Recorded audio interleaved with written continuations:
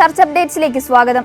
സമരിയാക്കാരി സ്ത്രീയുടെ മാതൃക പിന്തുടർന്ന് നമ്മുടെ ജീവിതഭാരങ്ങൾ ദൈവത്തിന് സമർപ്പിക്കാൻ വിശ്വാസികളോട് ആഹ്വാനം ചെയ്ത് ഫ്രാൻസിസ് മാർപ്പാപ്പ. 38 ദിവസത്തെ ആശുപത്രിവാസത്തിന് ശേഷം തന്റെ വസതിയായ സാന്താ മാർത്തയിലേക്ക് മടങ്ങിയ മാർപ്പാപ്പ കഴിഞ്ഞ ദിവസം നടന്ന പൊതുകൂടിക്കാഴ്ചയിൽ വിശ്വാസികൾക്ക് നൽകിയ സന്ദേശത്തിലാണ് ഇപ്രകാരം അനുസ്മരിപ്പിച്ചത്. സമരിയാക്കാരി സ്ത്രീയെ പ്രത്യേകം എടുത്തു പറഞ്ഞുകൊണ്ട് അനുരഞ്ജിതരായ ആളുകൾക്ക് മാത്രമേ സുവിശേഷം എത്തിക്കാൻ കഴിയുള്ളൂ എന്നും മാർപ്പാപ്പ വിശ്വാസികളെ ഓർമ്മപ്പെടുത്തി. വിശുദ്ധ ജോൺ പോൾ രണ്ടാമൻ മാർപ്പാപ്പ എഴുതിയ ഇവാഞ്ചലിയം വിത്തെ അഥവാ ജീവന്റെ സംരക്ഷണം എന്ന ചാക്രിക ലേഖനം പുറത്തിറക്കിയിട്ട് 30 വർഷങ്ങൾ പൂർത്തിയായി.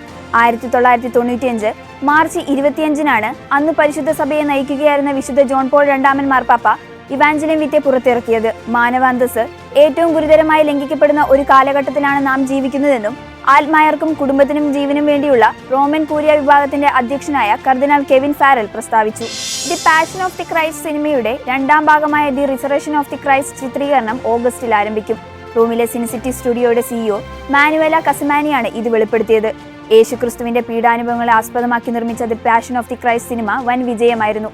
2004 മെൽ ഗിബ്സൺ സംവിധാനം ചെയ്ത passion of the Christ cinema ചരിത്രത്തിലെ നാഴികക്കല്ലായിരുന്നു. $30 ദശലക്ഷം ചിലവിൽ നിർമ്മിച്ച സിനിമ ആഗോളതലത്തിൽ $611 ദശലക്ഷം വാരിക്കൂട്ടിയത്. സ്പെയിനിലെ ഡ്യൂനസ് പട്ടണത്തിൽ സ്ഥാപിച്ചിട്ടുള്ള കുരിശും തിരുഹൃദയ രൂപവും നീക്കം ചെയ്യാനുള്ള തീരുമാനം താൽക്കാലികമായി നിർത്തിവെച്ചു. Spanish foundation of Christian lawyers സമർപ്പിച്ച അപ്പീലിൽ പ്രാബല്യത്തിൽ വന്ന താൽക്കാലിക സ്റ്റേ ഉത്തരവ് നേടിയതോടെയാണ് കുരിശ് നീക്കം ചെയ്യുന്നതിനുള്ള നടപടിയെ താൽക്കാലികമായി തടഞ്ഞത്. വലൻസിയയിലെ 1ാം അഡ്മിനിസ്ട്രേറ്റീവ് കോടതിയാണ് കുരിശ് നീക്കം ചെയ്യാനുള്ള നടപടി താൽക്കാലികമായി നിർത്തിവെച്ചിട്ടുള്ളത്. കുരിശിന്റെയും തിരുഹൃദയത്തിന്റെയും സാന്നിധ്യത്തിൽ എതിർപ്പുകളൊന്നും ഉണ്ടാകാൻ പാടില്ലെന്നും ജഡ്ജിയുടെ വിധിയിൽ രേഖപ്പെടുത്തിയിട്ടുണ്ട്. ഭൂമിയുടെ തെക്കേ അറ്റത്തുള്ള ചിലിയിലെ നഗരമായ പ്യൂറോട്ടോ വില്യംസിലെ our lady of virgin of Patagonia ഇടവകയെ ജൂബിലി ദേവാലയമായി പ്രഖ്യാപിച്ചു. ഈ ഇടവകയെ 2025 ജൂബിലി ദേവാലയമായി പ്രഖ്യാപിക്കുന്ന ചടങ്ങ് നഗര സ്ക്വയറിൽ നടന്നു.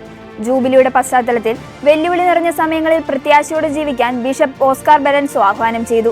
2022 ഏപ്രിൽ 18-നാണ് ഈ ഇടവക രൂപം കൊണ്ടത്. ഈ ഇടവകയുടെ ആദ്യ ആസ്ഥാനം അവർ ലേഡി ഓഫ് കാർമൽ നാവിക ചാപ്പലായിരുന്നു. ഇതോടെ ചർച്ച് അപ്ഡേറ്റ്സ് പൂർണ്ണമാകുന്നു. നന്ദി.